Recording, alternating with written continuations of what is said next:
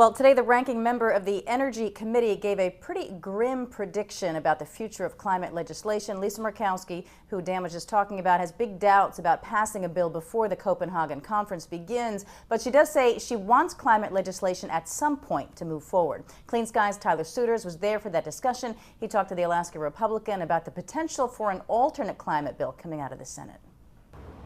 Lisa Murkowski is the newest congressional vice chair for the Alliance to Save Energy. And with the alliance in mind today, she pointed out the energy efficiency measures included in her committee's energy bill, a bill that was passed months ago by the Energy and Natural Resources Committee, but a bill that is still waiting to reach the floor of the Senate.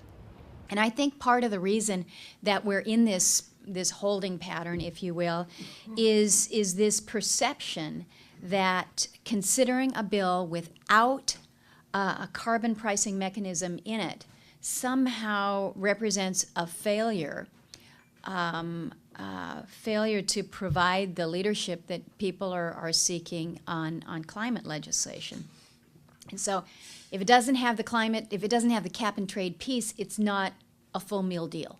Senator Murkowski also shared a personal view on climate change, what she says are the effects of climate change in her home state of Alaska. She was unequivocal in her statement that something should be done about emissions in the United States, but that cap and trade is not necessarily what that something should be. What Kerry and Boxer have done is they've said, you know, maybe when we're talking about climate change, we don't have to restrict ourselves just to a discussion about cap and trade. Maybe we can include in that piece a discussion about our nation's energy security and energy independence. Shouldn't that be part of the conversation? So it widens it up, which is where it should be. As for addressing climate change through the current Senate bill, Senator Murkowski says there needs to be a meaningful nuclear title included, something that goes beyond simply additional funding for loan guarantees. She also discussed the effect of Kerry-Graham, and I asked her about the possibility of these two senators writing a new Senate climate bill from scratch, an idea that she says she is not opposed to.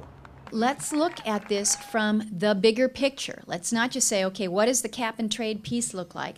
But what does the whole climate picture, the whole energy picture look like?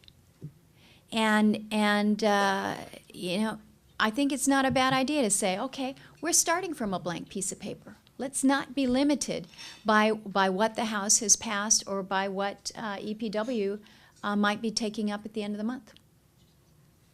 As for the prospects for Copenhagen and potentially passing climate legislation before the conference begins, Senator Murkowski said, quite frankly, it's going to be tough to find consensus on climate in the Senate before the end of the year. She went on to say, I just don't see it happening before Copenhagen.